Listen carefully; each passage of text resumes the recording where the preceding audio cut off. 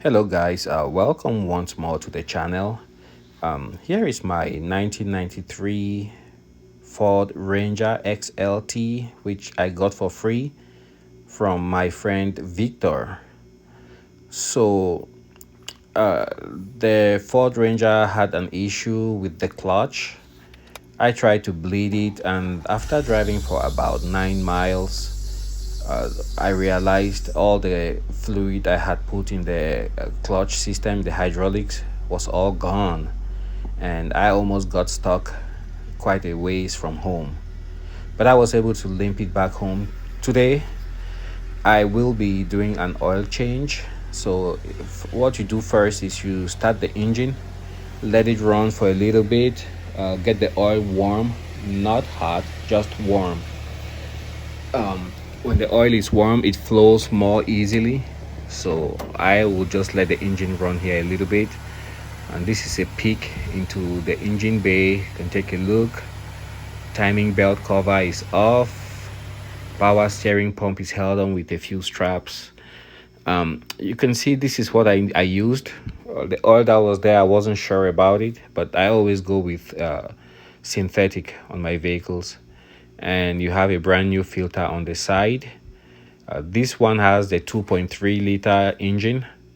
The second generation Ford Ranger, from which was manufactured from 1993 to 97, came with a 2.3 liter engine, 4 cylinders, a V6 3.0 liter engine, 145 horsepower, or a 160 horsepower V6 4 liter engine.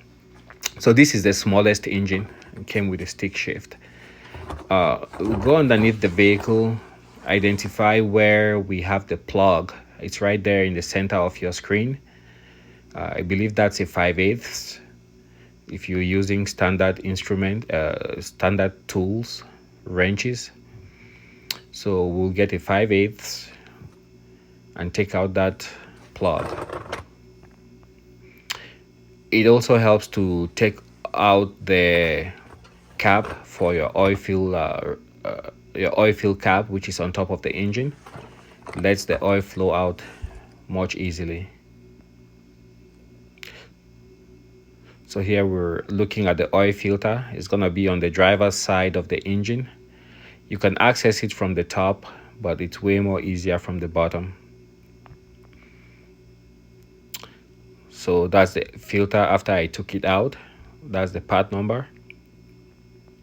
And we pick a 5/8 and go underneath the vehicle. And you can see right there underneath the engine is the one plug. Very hard to miss. I don't think you can miss that. Crack it open and then you slowly take it out.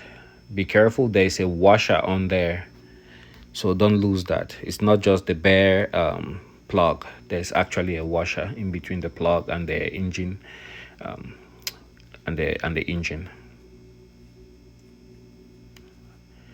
So that's the oil pan. We slowly take out the plug and boom, there you go. That's the oil coming out. You can see how dirty it is. Most people just keep using conventional oil, but I've found out that the engines of most of my vehicles perform even better. They are quieter and they're much cleaner inside the internals when I use synthetic oil. The price for the synthetic oil will also vary. Some of the best deals are gotten from Walmart, but on this day it just wasn't convenient for me to stop at Walmart. I found it easier to just go into Advanced Auto Part, and the 5 quarts of Mobil one was close to $40, and then the filter also brought the price higher. So when you have it down to a trickle, you can say that's good enough. I did for here, and I went ahead, put in the plug. If it's okay and you have a washer available, you can swap it out. But I went ahead and still used the same washer. At times those washers are crush washers, so they're single use. And also remember, when you're putting the plug back in, not to super over tighten the plug. If you've done this a couple of times, there's recommended torque values, but if you wrenched or changed oil a couple of times, you know, you kind of just by feel know how far to go. So that's the new filter. And by the way, I took out the old one. I needed to use a tool. It was on there pretty tight. When you're putting on the filter, you just go hand tight.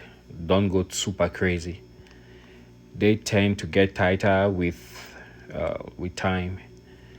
You can see that's the part number. I went with an STP filter.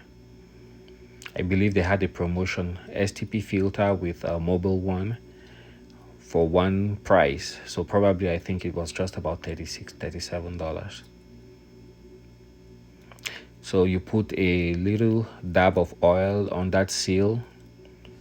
That way you make sure initially when you put it back on the engine block, it seals up pretty good. And now we are all set to place that in the engine. You could do it from the top again, like I said. You can see it's just a tight fit, and with this engine being this dirty, I didn't want to fool around trying to wiggle the oil filter in there. I just felt safer going from the bottom. That way I don't get any debris into the oil filter. So that's how I went about the whole thing. You can see the transmission on the right side of your screen, and the bottom left is the front, towards the front of the truck.